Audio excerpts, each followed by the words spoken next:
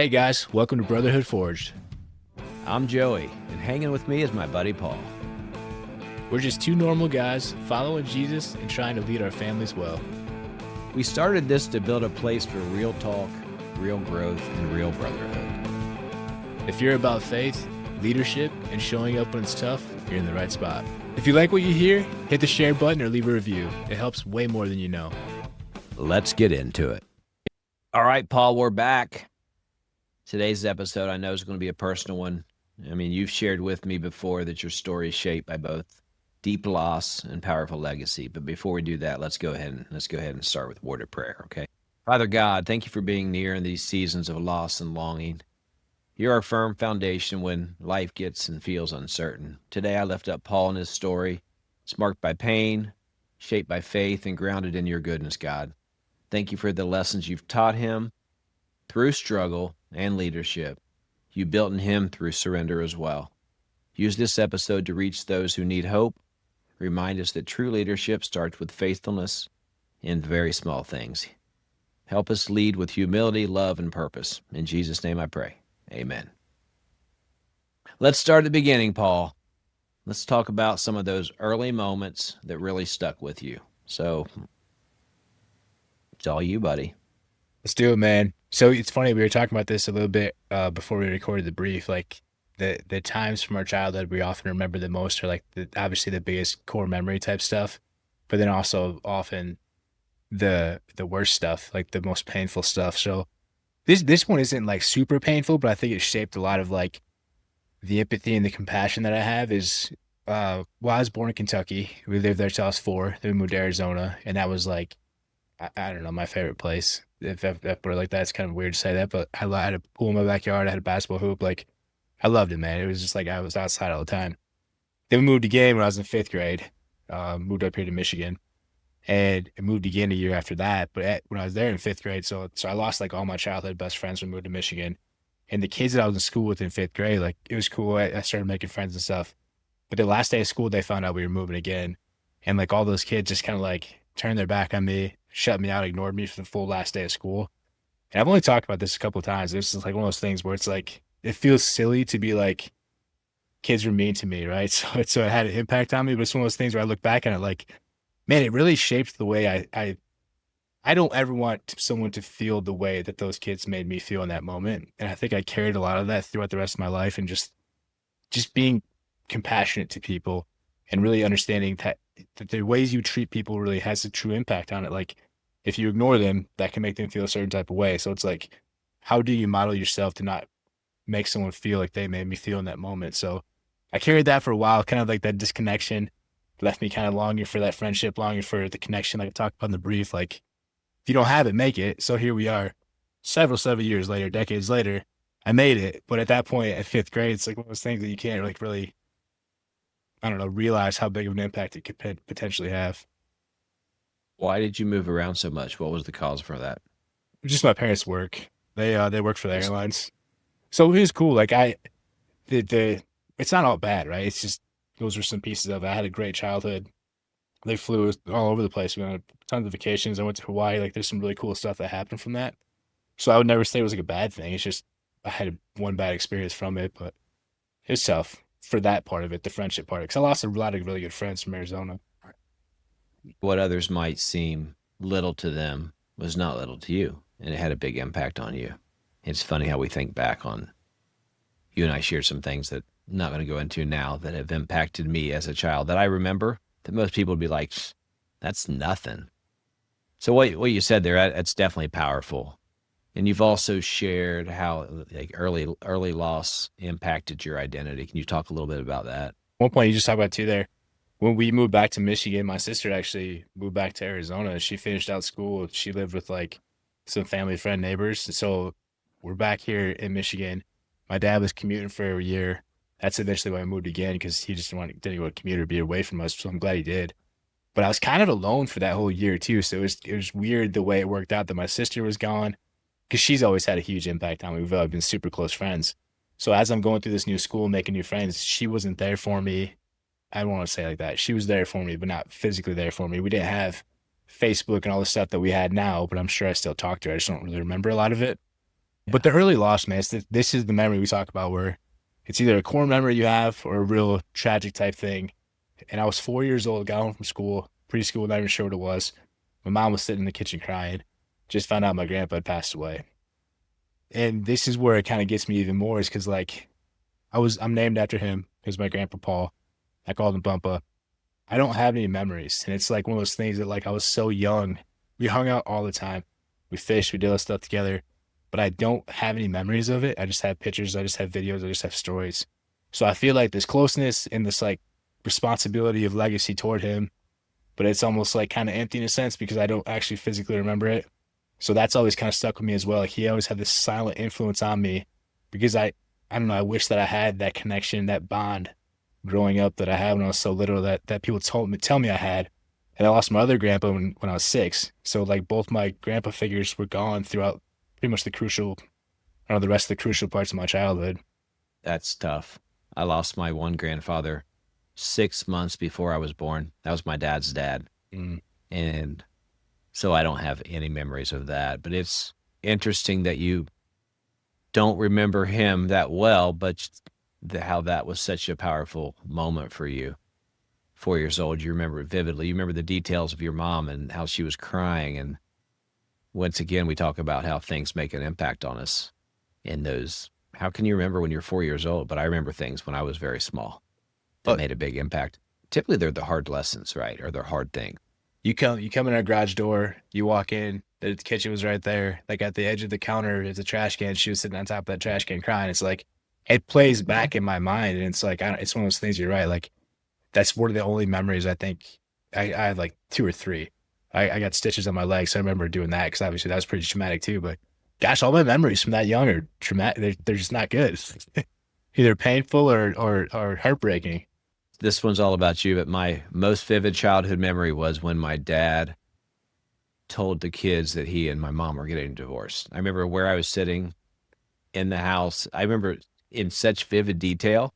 And like you said, it was traumatic. Hmm. And you're talking about loss, but earlier you had spoken on me earlier, an earlier episode, you spoke about the huge loss, and that was your cousin Josh. Can you just kind of expand on that and what that did to you? Not to go too far back, but or back to that one point about the grandpa thing, like it's such a blessing to see how involved my dad is with my kids, man. It's like Mm. it's everything that I wish I had with my grandpa. So I just want to shout out my dad there too, because he's one of the most, and there's a lot of, actually, we're blessed in the area we're at. There's a lot of really involved grandpas, but like, I don't know what I would do without my dad and the guidance and the presence that he has with my kids. And it's amazing. So it's everything I wish I had. And it's amazing to see it from this perspective. I just wish that I could have experienced it too. And I know I did for a certain couple of years, but I just don't remember it.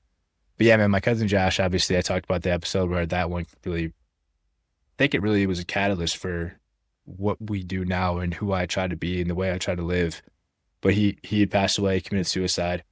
And whenever guys come to us, like we talked about this even this week, a couple guys have approached us with some pretty heavy stuff. I know that no one could have done anything different in that moment or said anything different in that moment to change what Josh decided to do. But I always think about conversations when people come to you. Maybe we can say something that they really need to hear, or maybe we can make them feel a certain way that they need to feel to get them past a moment of such darkness. And again, I know no one could have changed anything for him in that moment, but it always stuck with me. Like I talk about this often, people never forget the way that you make them feel. And if they're already in a bad spot and for no reason at all, you make them feel worse, you never, like, I'm not saying it's going to happen, but it's always stuck with me because I was so young. I think I was like 10 or 11 when this happened. So like, again, it's another tragic loss. And it's like, I saw all these male role models in my life that kind of kept passing away. And there's another, this reminded me of another guy. It doesn't just remind me, but my friend Ike, when I was in college, man, he was a good friend of mine too. He passed away. It's just like, I've lost a lot of really close male role models, male influences. And I really think about when we go through this stuff that we do, the talks that we have, trying to be that person that I wish Josh would have had in that moment, knowing that no one could have done anything differently. I understand that. But like I always just try to, like, when I go through these conversations, I try to sit in people's shoes or think about how they're feeling or think about how he might have been feeling. And I just, like I said earlier, I think that's a catalyst to like, what did he need to hear? What do these guys need to hear? What did I need to hear? And really trying to be compassionate, understanding as much as we can, and just being mindful of it. it makes me just want to care. Hmm. It's not that hard to care, and maybe Josh felt like no one cared at that time. I don't know. A lot of times guys were like, no, nobody really would care. And we've actually lost at least one man in the alliance from suicide. I don't Hmm. know if you remember that, about a year ago. I don't know his situation, but it definitely makes me want to care. Want Hmm. to just be that person, just to listen to someone. Like you said, we don't necessarily have answers, but what if we could let that person? What if Josh didn't have someone let him know he cared, that Hmm. was there to listen to him? So I'm never going to be the guy that's going to turn away from someone that's in pain. I always want to be there. Well, especially in Yeah. men too, man. The statistics are so alarming. It's just like I don't know what it is, but I can relate at some degree where there's times where we just like we don't feel like we can tell anybody something, or we don't feel like we can talk about something. But then you look back on stuff like that, you're like, my gosh, man, I wish that they would just talked about it. But then we'll do the same thing. We'll be like, I can't talk about this.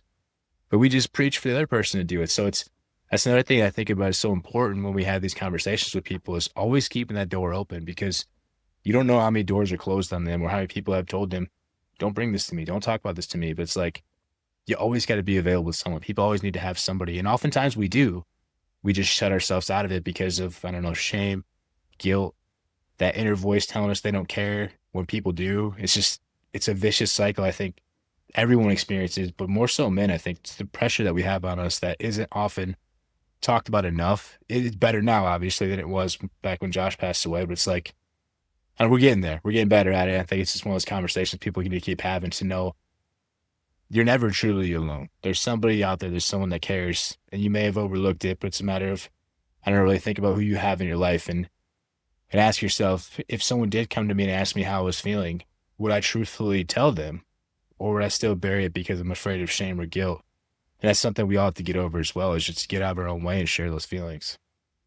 We talked about your, the loss and the disconnection, but through that, Paul, you always, I feel like what you've shared with me, you've always had something pretty rare, and that's that strong foundation. Obviously, it probably starts with your parents, but can you talk a little bit about that?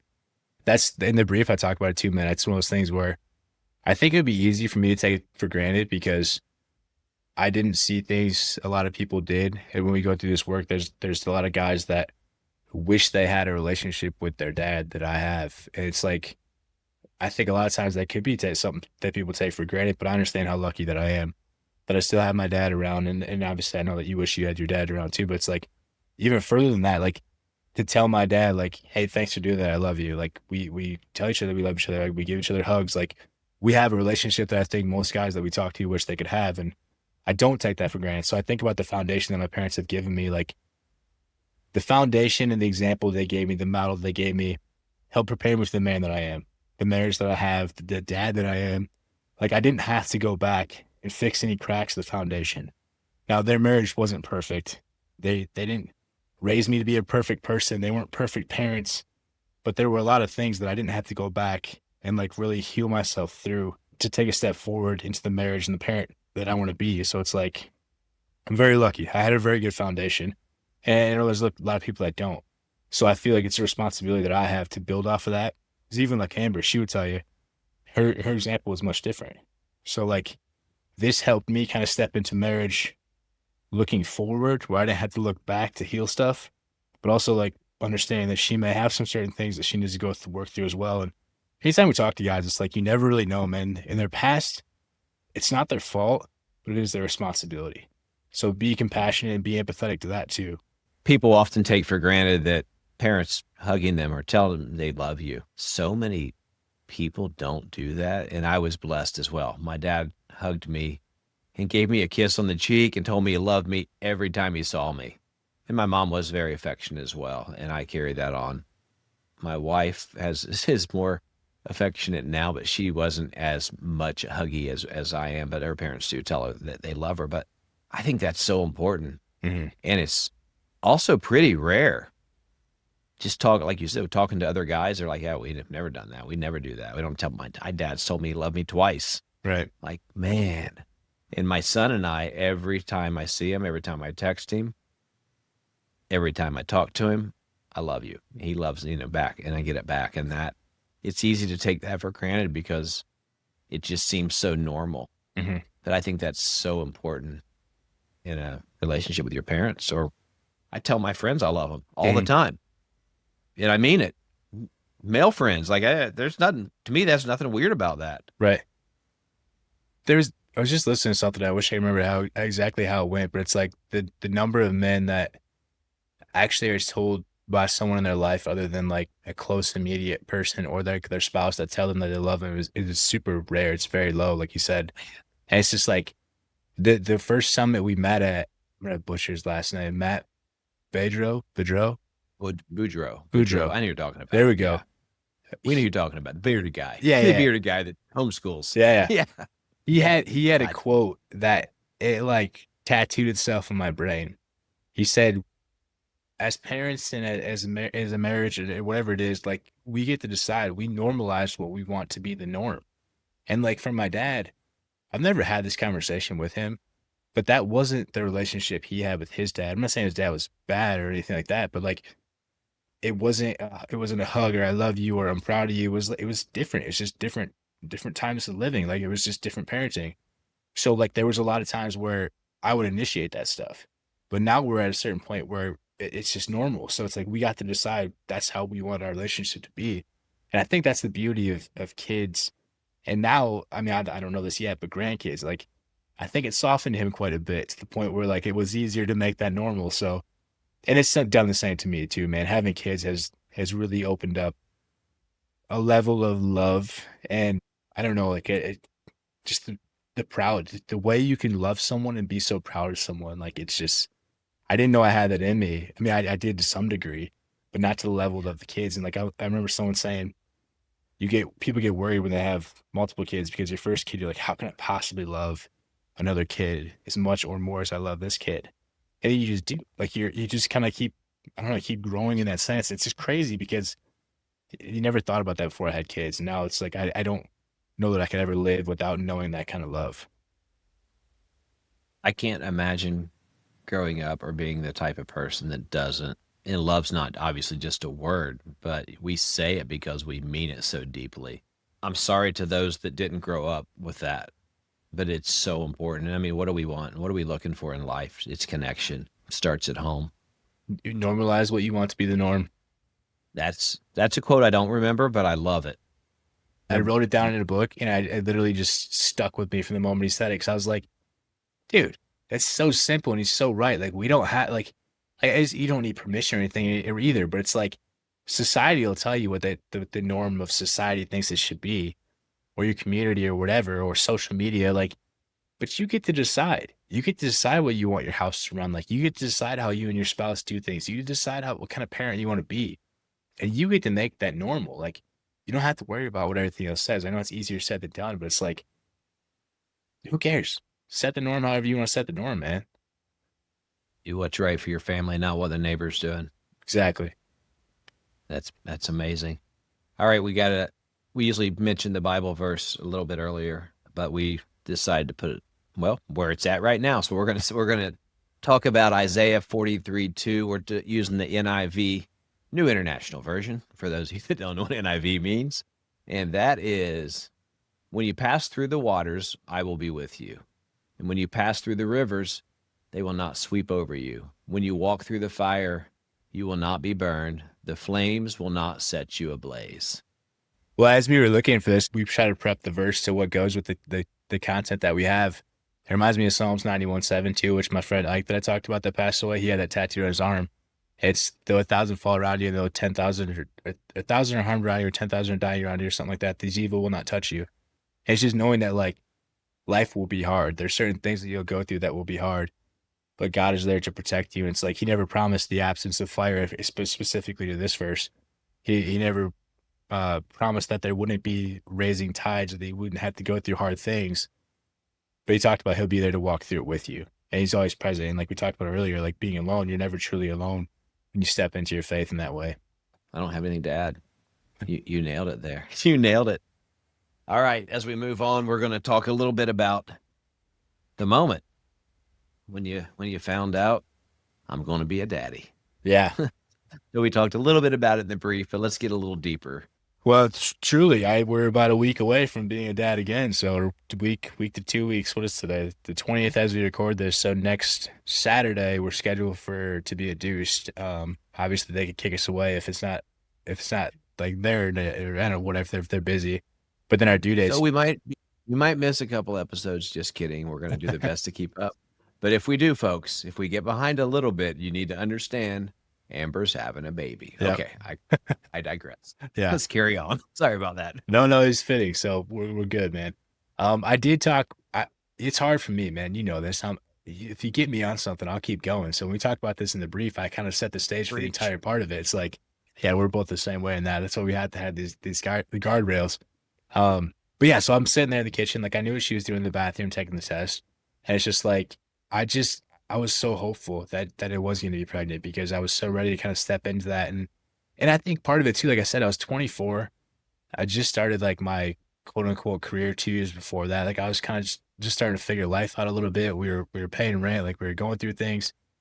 But like I think in your 20s and maybe even in your 30s, it's not a midlife crisis, but it's almost like a mid 20 to 30. What the heck am I doing? Like I just got done with college, not before that, a little bit before that. I was playing football. Majority of my life was pretty scheduled up to that point because I was so involved in sports. And then when I got out of that, a lot of guys, myself included, that go through college sports, you get to a point where you're like, well, what's next? Like none of us were thinking that we were going to go to the NFL or anything like that. But it's like when you get done with college, there's that transition. But then when you really get done with sports, there's that extra transition of like my days were scheduled from 5 a.m. to 9 p.m. between lifting and study hall and classes and practice. So it's like now you kind of get to the second part of life where it's like, oh, I don't have to wake up at 5 to work out. I still choose to. I'm not as great at it right now because we've been oversleeping, but I still choose to, and I don't have to go to study hall. So it's like all this stuff where like, where am I going? Where's my direction? And I was like, man, you know what? Like this could be that. Like if she comes back and says this is positive, there's my purpose. And like obviously there's other purposes too, but like I felt such a calling to that, and I was so excited.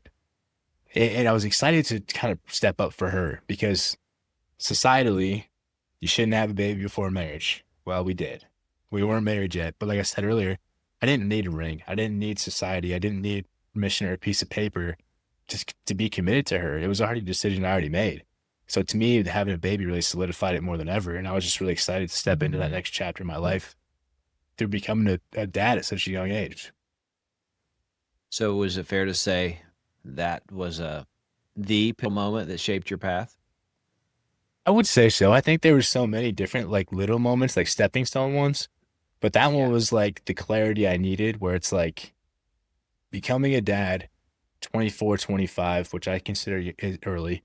It didn't derail me from anything. It more so defined me. So it's like it kind of forced me to look at my life and say, where am I going? Where do I want to go? And that gave me kind of that, I don't know, like I said, the purpose earlier, but like it gave me that blueprint of like, okay, I'm going to be a dad. I'm going to be the best dad that I can be. And I'm never going to be right. I'm never going to be perfect. But if I keep getting closer and closer to that end outcome that I have, it's like I can't go wrong because my focus and my intentionality is in the right place. So if I'm going to be a good dad, it means I'm not going to do things that I used to be doing in my early 20s. I wasn't going out to the bars anymore. Sure, there was a couple times, but there's like I took a lot of things out that I was doing to make sure I put myself on the right path to be as present as possible for Amber and for now our soon to be third kid. So it's like I don't know, it helped me really audit things in a really good way. So you talked about being very structured when you were in college. You had your practice at 5, your workouts at 5 a.m., your practice, your schoolwork. You were very structured. Talk a little bit about how you transitioned from, being finished with college, after college, to meeting Amber. How did all that come about? Honestly, I got pretty lucky, man. So I went to school out of state, and when I moved back, a lot of my friends were kind of at the different stages of life, doing different things, and I wasn't really interested in going out to the bar trying to find a girl or anything like that, or trying to find my future wife. So I got really intentional. As weird as it sounds, it's actually super normal now. But I looked at like online stuff. I looked at online dating. That's actually how Amber and I met. But I kind of stumbled into my job. My current boss now, she's always been a really great mentor to me. She helped me. It was supposed to be like a job shadow type deal. And I went over there to ask if they needed help, but I could job shadow anyway. They're like, well, you live here, you got your degree. Why don't you just apply here? So I'm like, oh, I guess I didn't think about that. Like I kind of thought I had to be quote unquote more qualified. But so I fell into that, fell into my career there, worked there for a couple of years. Well, I continued to work there after we were married. But so I started working there. I'm 23. No, I was either 22 or 23 when I met Amber. And the funniest part of the story, I wish I could remember the exact age. She'd probably tell me. When I messaged her, I was just like, look, this is kind of where I'm at. Like, I'm not really interested in like, this sounds bad, but like, I wasn't trying to waste my time. Like, if we weren't aligned in certain things, I wasn't even trying to go on dates with people, which I don't know, sounds silly, but like, I just knew I was ready No. for like that next step. And it just so happened like she wasn't as ready as I was, but we were aligned on so many things that she became more ready to really step into that relationship. But her first instinct was she's like, "Oh, you're too young for me. You're 22." Or yeah, so I must have been 23. She's like, "No, Okay. you're 22." I remember what 22 was like at that age, and I was like, "Oh, good thing I'm 23." So that was kind of like the icebreaker for us. And then we talked for months before we actually met each other. Man, it was like talked on the phone, texted. We did probably FaceTime. I'm trying. It was either Zoom or FaceTime. I think FaceTime was around there. It's not that long ago. But we did virtual stuff and really kind of hammered like the details out. Where it's like, this is how I think, or this is what I want it to look like when I become a parent. This is how I envision myself raising a family. These are my core values. We didn't even know they're identified as core values at the time, but it was like faith, fitness. Like I picture myself being in the yard playing with my kids. Like I want to continue to be active enough to do those kind of things. Big into health, big into fitness, religion, like I talked about. We were just very, very aligned in a lot of those things. And one thing led to another. Finally had our first date, which was ironically at the place where I had like my first big kid job. I was washing dishes at 14. So I took her back there, and that's eventually where I took her back to propose to her after she was pregnant with Breslin. But yeah, man, it's not to go into too much detail on that, but it was one of those things where we did a lot of homework on each other and really took the time to get to know each other before we rushed into the relationship. Because I think we were both like, I was ready to move on with the next thing in my life. Like I wanted that next chapter. And she just got out of a really bad relationship. So she was like, I'm trying to be really cautious. Do I want to get into a relationship? And there was just so many things that we aligned on that was like, all right, let's go. Let's do this. Sounds like you were not the common 23-year-old, though. You knew what you wanted. And you kind of, from what you just said there, what I heard is I'm not dating just to date. I'm not dating just for a piece of tail. I don't know how else to put it. I'm looking for a life partner, sort of, right? I'm looking for someone in the long term. Maybe it doesn't work out, but I think that's the way we should date. So many people are just out for what's in it for me. Hmm. And you were out what's in it for long term. I think that's admirable. Well, I appreciate it. I mean, I've had prior relationships. I've done things that probably are not admirable in relationships, right? Like Right. there could be people listening to this that are like, whoa, dude, at one point you were not this nice of a guy. Like there's certain things Wait a too, minute. right? But I think that when I started my career, man, it was like I said, I stumbled into it. And it's in the criminal justice field. Like not to go into too much detail on that, but it really made me grow up a lot in that moment to be like, I'm responsible for a lot. I can't be doing these kind of things. Like I have to be a positive influence in my community. And I wanted to be anyway, but it was like kind of really step into that where it's like I can't be the dude out the bar just trying to pick people up. Like that's not what I wanted anyway. But it's like if I'm gonna be a positive role model, positive influence, like I gotta carry that over in all areas of my life. Like it includes dating. It includes like the person that I want to marry. Like I don't think anyone goes into marriage thinking that it's not gonna work out. Like maybe it's in your mind that the reality is sometimes it doesn't work out, but like I didn't want to like waste my time in those kind of situations. Like if it was meant to be, it was meant to be. If it wasn't, then we might as well just figure that out now. We know the long term answer to that one. You're together. See, I, teaser, we're still together. I hate to. I got to apologize for one thing. I said I was going to try to keep this in order, and it's not going to be perfectly chronological. I did not ask you about your high school days, but I did ask you about your 20s, and we put up to that 20s point. So let's back up just a little bit. Mhm. Talk about you obviously played college football, so you're a fair athlete to say the least. I'm okay. So, like, can you just talk a little bit about, what high school life was like for you? How did that maybe forge you? How did it help you grow? Were there any mentors that, you had in high school? Whatever you have to share. I'm just curious. I've never heard this actually ever, and we've been friends for 3 years, so I'm curious as well as everybody else. I It's one of those things I should have brought up earlier too. Like we're doing fairly well in chronological. We brought up the college football, so it ties into that. So high school, man, I was you talked about it earlier too, like that connection, that brotherhood. I think that I always looked for that close relationship, that close bond of like a friendship type thing. And I got that a lot through teams and I was always on the football team. Basketball is a different story. I talked about that at one point. Like that was it didn't pan out for me, not because I didn't want it to, but because of the coaching situation and it is what it is. So I was on the football team, but I think the earlier lessons kind of led me like always wanting that close brotherhood type friendship. And I think a lot of times I found that in the wrong influences. And I hung out with some people I probably shouldn't hung out with. This actually to this day, I told my dad this story one time, and it still crushes me to think about this. One particular friend group I was hanging out with, after one of the high school games, my dad, he gave me some money and he was like, all right, go hang out with your friends, but just bring my change. And I was like, all right, cool. And I got home and I left him a note on the counter and it was like, hey dad, appreciate it. Here's your change. I left, didn't think anything of it. The next day or like later that weekend, my sister was like, dude, what did you do? Like, so I thought that I left my dad several, like it was like he gave me 20 and I put back like, I don't know, like $15 and some change or something like that, or $10 and some change. But one of the guys I was hanging out with stole the cash and just left the change. So then there I am leaving a note to my dad, like, hey, thanks, dad. Here's your change. And there's some coins left of 20. And it's like, in my mind, I'm like, I had no idea that happened until after the fact, right? So I'm thinking about this, like, that's one of those moments where you think about how much you let your parent down. It's like, oh man, my dad thinks I just like stiffed him or stole his money here and just left him some change. Like, what kind of a jerk note was that? And it's like, that was never my intention because I thought the rest of the change was there. So that's just kind of going to that story of like finding the close brotherhood in the wrong people. And to this day, that still bothers me that like that happened between my dad and I. But not to go too far into that. That's just popped back in my mind. But so football. I played football all through college or all through high school. Junior year, I tore my shoulder, and I'll never forget the play. I went to go tackle somebody. The guy went down by the tackle right in front of me. I went over top the pile, fell on the top of my shoulder, tore my labrum. I finished the year, finished that season. Went and saw a doctor, and he was like, "Yeah, you have surgery immediately." And I'm like, "Oh, what's that look like?" He's like, "You're not playing football next year." And I'm like, I started crying. My mom will Yeah. never forget the look on my face, and she was just like, "How do you feel about that?" I'm like, "It's not an option, dude. Like, I don't care what we got to do. Like, I'm not playing my senior year. Like, that's what you put everything into in high school is like for that moment." So Sure. eventually, somehow, we got to get a doctor clear it. I had to go to a chiropractor before every game. Like, it was.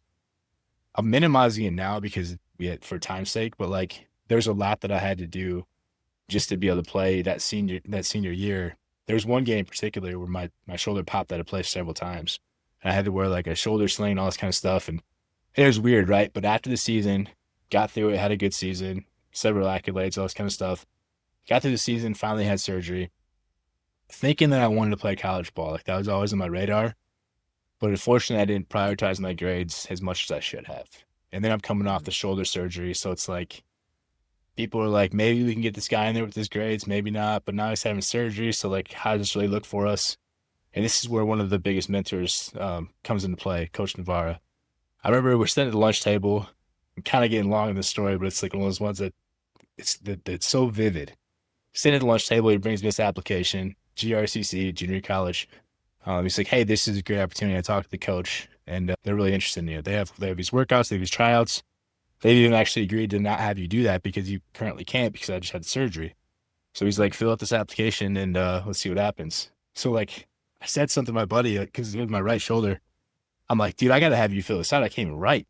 So like, that's how bad it was in that moment. So I laugh about it now, but it's like, it's so vivid at that point. So anyways, fast forward. That gives me the second chance that I didn't think I was gonna have because the reality started to set in like this might not be a possibility. College football might not be in at play for me. So because Navarre is kind of stepping in that moment and having that work out for me, it gave me a second chance. And there's a librarian in our school, Mr. Foltz. He actually passed away. He had talked to me once I committed to GRCC, and he was like, "All right, man, here's your second chance. What are you gonna do?" And I remember telling him, I said, I see this as an opportunity to really grow from the things that I didn't take advantage of in high school. I'm going to go there. I'm going to get my grades right. I'm going to do the best I can with the second chance that I have. And he messaged me before he passed away. I'm trying to see if I can pull it up because I screenshotted it. Um, June 2nd, 2012. I actually read it real quick, man. You still have it. I still Oh I still wow. have it, man. That's cool.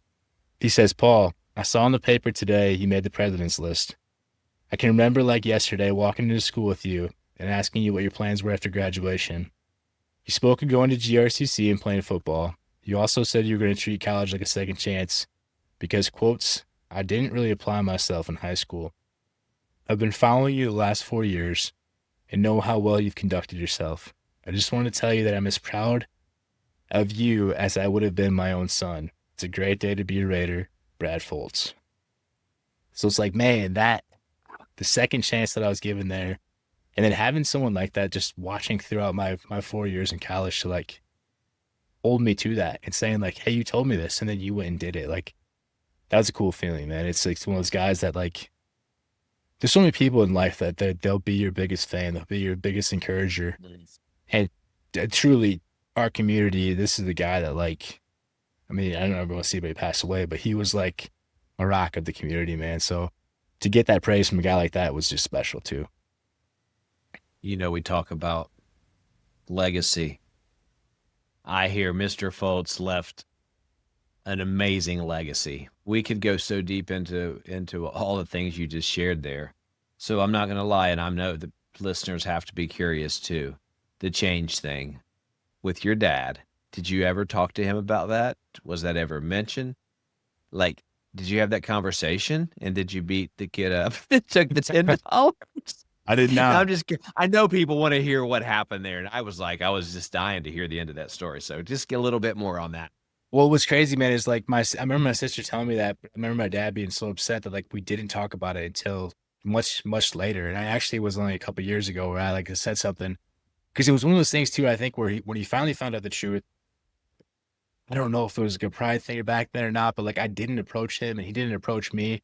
But years ago, we have a family group chat and I said something in there. I was like, man, this still bothers me to this day. Like you thought I stole his money from you. Like I was still pissed at this dude for taking the money from my dad. So it's like, not only did you steal from my dad, but then you made me look like an idiot because of it. So it's like, it still kind of bothers me to this day. Now I talk about it. So we never had a full on conversation about it. But I think after a while, maybe I don't know how recently from the event, but like he knew and I knew that I didn't do it.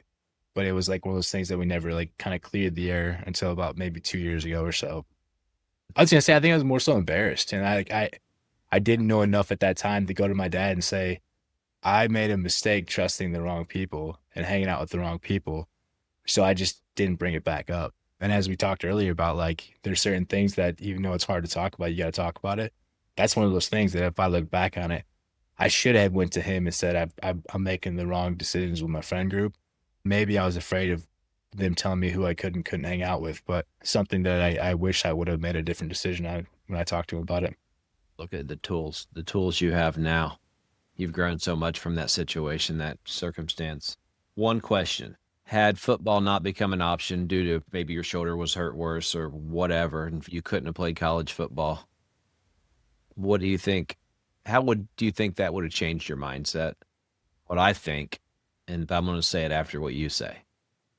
I'm throwing you on the spot like you did me.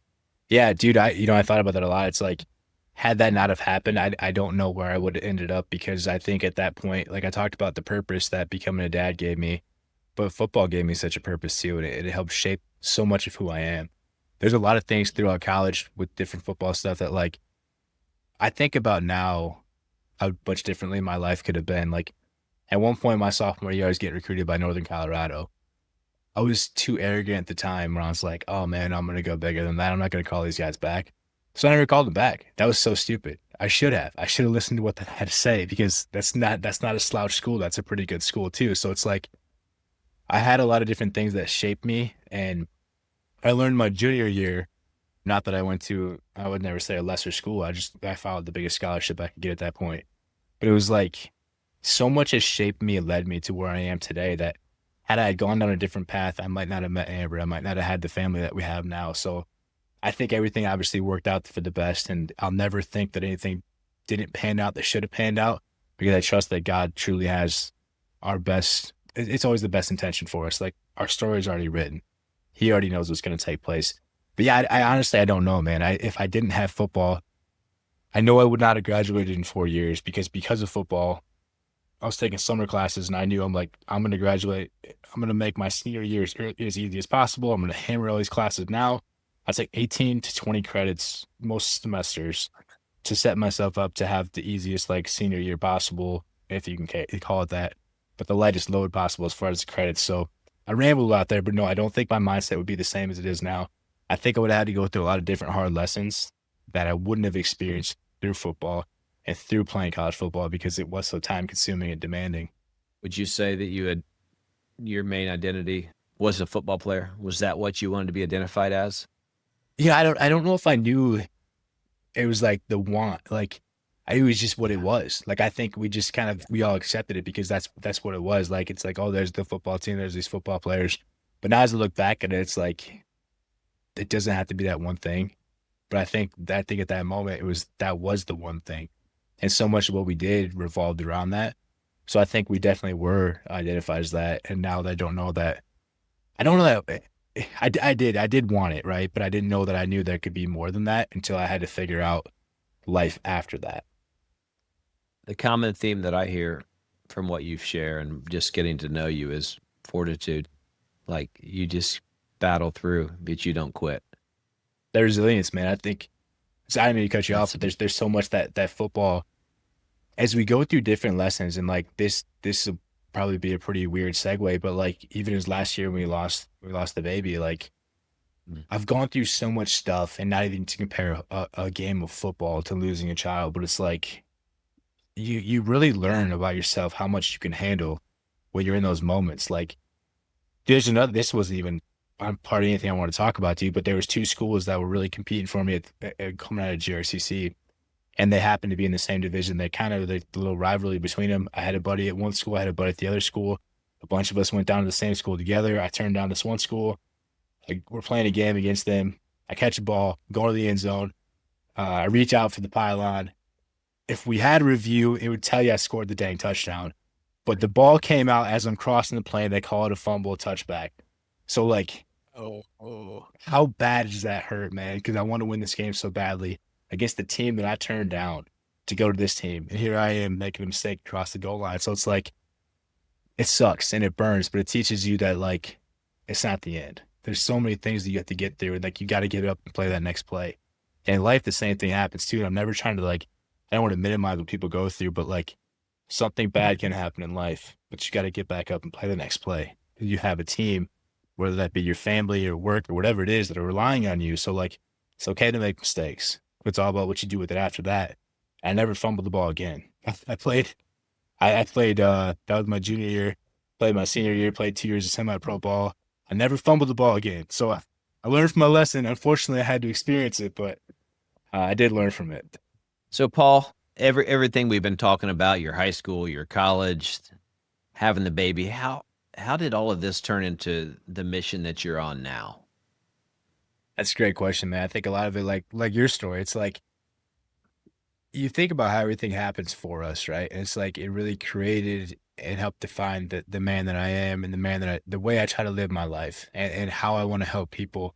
So I think a lot of it just comes down to that. It's like I can understand a lot of what people go through, not maybe the exact same thing, but like I've gone through heartache, I've gone through loss, I've gone through tough times. So like I think it just gives me a level of empathy where it's like I just want to help people. And I don't know that I ever knew what that looked like until like the Alliance gave us that first opportunity at this. I'd always been like kind of a mentor, kind of a coach, really try to help people stepping into different training things at work, becoming a train the trainer type of deal for motivational interviewing.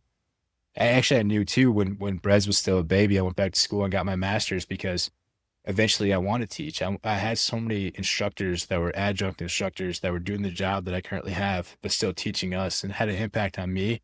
So eventually I want to do that, right? But I knew that if I didn't get my degree at that point, before we had more kids, before they got older, I would never have the time to do it. So that was incredibly hard Right. time. At one point, I was back in school. Amber was back in school. Brez was a baby. We were planning a wedding. Like that was a crazy time, but I'm thankful I did it when I did it then.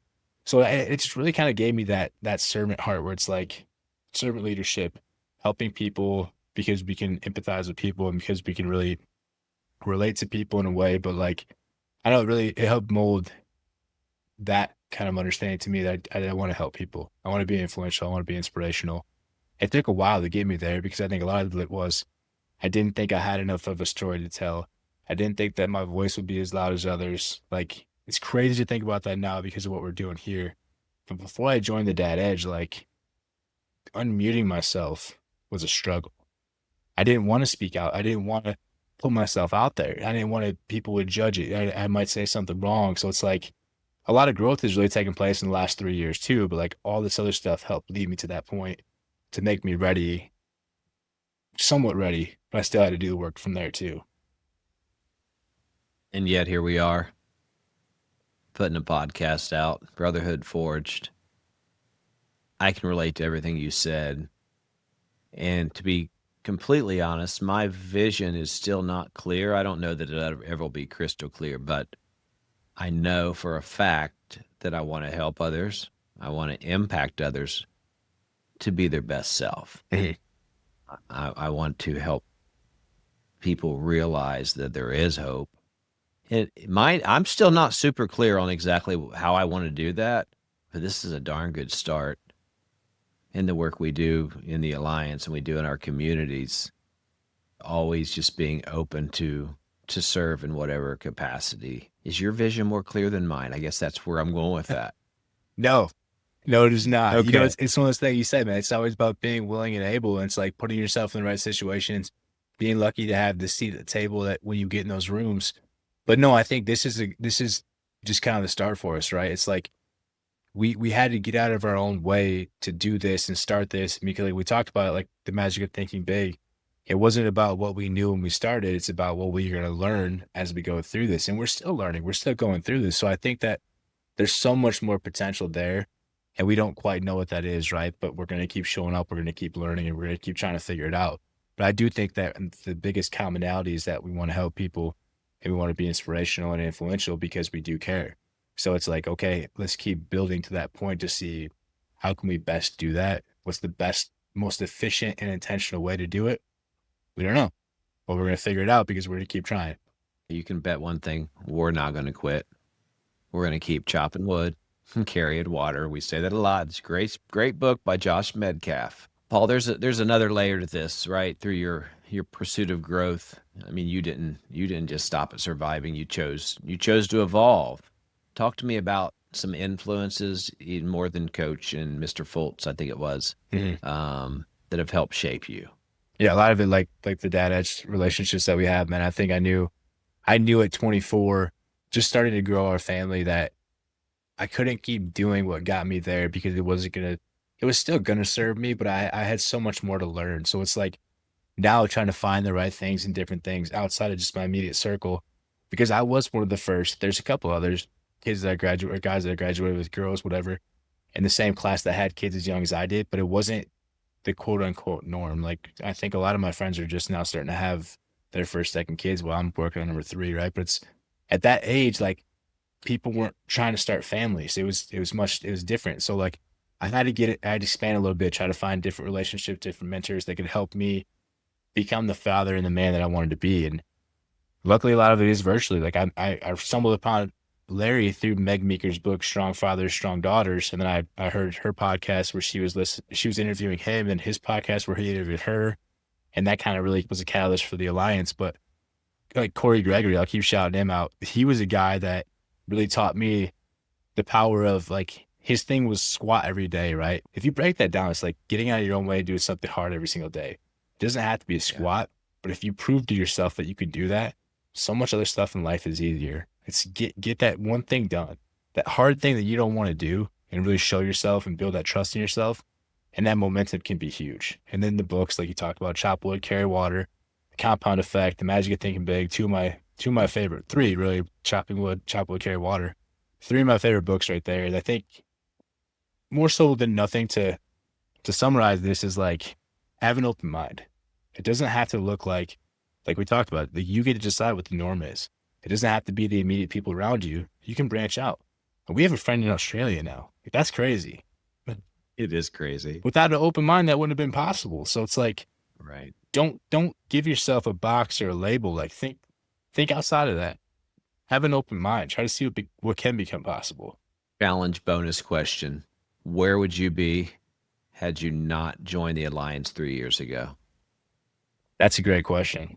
I don't know, man. I think there's a lot of stuff I learned in there, but more so it's like the confidence and the trust that it built in me and myself by showing up. I think I might have stumbled upon it in different ways, but not to the level that I did where I'm now leading calls. We're leading a call together. We're doing this podcast. Like we're leading people. And I don't know that I would have found that same opportunity outside of this. So I think I wouldn't have been as confident and reassured in my abilities to do what I do. I think I probably would have still kept stumbling along a little bit, being kind of drifting through life here and there. I never would have fallen like completely off because I knew that's not who I wanted to be. I just didn't know where to find the tools to get me to where I was wanting to go. I'll answer the question the same. 3 years ago, I was pretty lost. First of all, the Alliance is the Dad Edge Alliance, which is run by Larry Hagner. That's how Paul and I met. Most of you know that if listened to anything. If this happens to be your first episode, you need to go back and listen to some other ones. So I wouldn't have met Paul. We wouldn't be here. Same as you, Paul. I might have gotten here eventually. The confidence is much higher than it was. The self-belief and the tools to communicate. And not only those tools, but it's also made me hungry. And that's the reason I read multiple books a year. It's the reason I listen to podcasts. That's the reason I listen to Audible books. I'm so hungry to learn. I'm so hungry to give back. And that was started. That's what got me hungry, was being in the Dad Edge Alliance. Mhm. And now we're, like Paul said, we're able to serve in that capacity. We're here and the sky is the limit. We'll see where this takes us, but it's going to be far more than a podcast. To expand on what you said, man, exactly the same. That hunger for knowledge and that hunger to keep getting better. I think joining the Alliance really kind of gave us direction and intentionality around it. Like we would have found it in other places, right? But to find as much as we did in that moment when we went through the mastermind together, when we met, when our friendship grew, like I think it was really a huge catalyst for all. I know it was a huge catalyst. It sped a lot of things up where it would have taken us a lot longer to learn those on our own and longer to like create. I don't say create, but find the brotherhood we found there. Like I wouldn't have met you. We wouldn't have met Matt Croft. There's certain friendships that we wouldn't have met, right?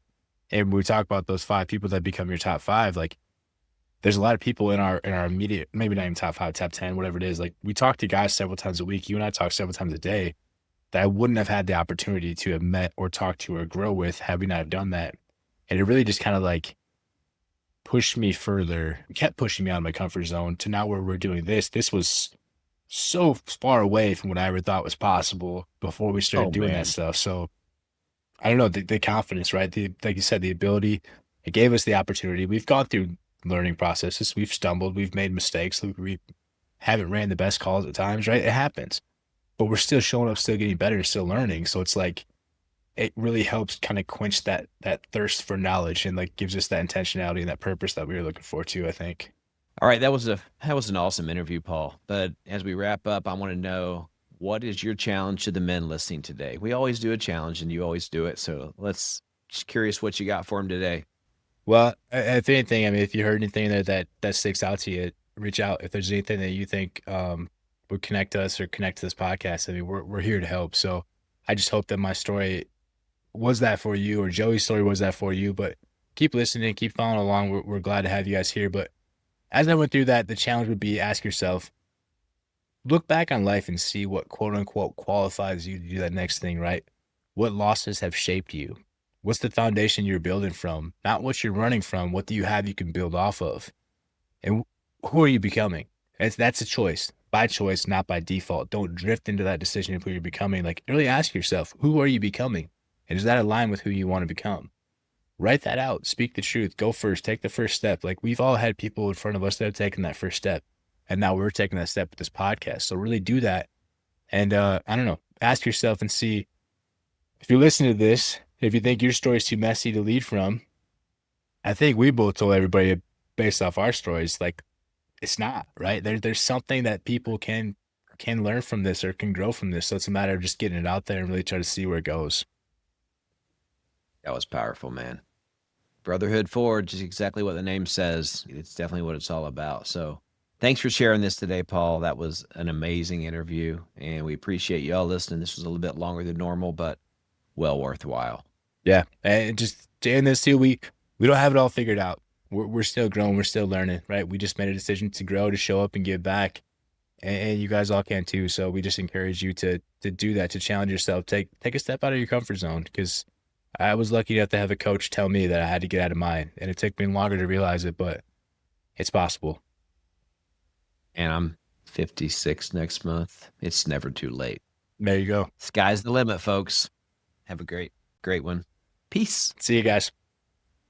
Thanks for listening today. We don't take that for granted. Your support matters. You're part of something much bigger, and we're thankful you're on this journey with us.